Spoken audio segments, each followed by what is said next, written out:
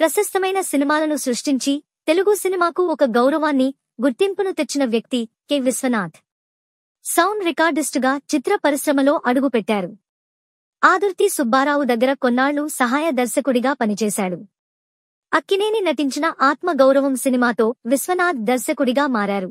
ఆయన సినీ జీవితంలో పేరెన్నికగన్న చిత్రం శంకరాభరణం. ఇది జాతీయ పురస్కారం గెలుచుకుంది. భారతీయ కళల నేపథ్యంలో ఆయన తీసిన చిత్రాలు శంకరాభరణం, సాగర సంగమం, శృతిలయలు, సిరివెన్నెల, స్వర్ణకమలం, స్వాతికిరణం ప్రధానమైనవి.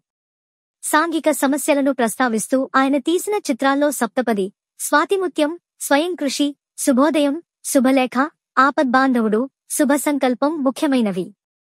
దర్శకుడిగా జోరు తగ్గాక సినిమాల్లో నటించడం మొదలుపెట్టాడు. శుభసంకల్పం, నరసింహనాయుడు, ఆడవారి మాటలకు అర్థాలే వేరులే, ఠాగూర్, అతడు, ఆంధ్రుడు, మిస్టర్ పర్ఫెక్ట్, కలిసుందాంరా ఆయన నటించిన కొన్ని ముఖ్యమైన చిత్రాలు. సినిమారంగంలో చేసిన కృషికిగాను 2016లో ఆయన దాదాసాహెబ్ ఫాల్కే పురస్కారాన్ని అందుకున్నాడు. 1992లో రఘుపతి వెంకయ్య పురస్కారాన్ని అందుకున్నాడు. అదే సంవత్సరంలోనే పద్మశ్రీ పురస్కారం కూడా అందుకున్నాడు. కళాతపస్వి అనే బిరుదును సార్థకం చేసుకున్నారు. తెలుగు చిత్రసీమలో మరువలేని మహాదర్శకులలో మేటైనవారు కె. విశ్వనాథ్.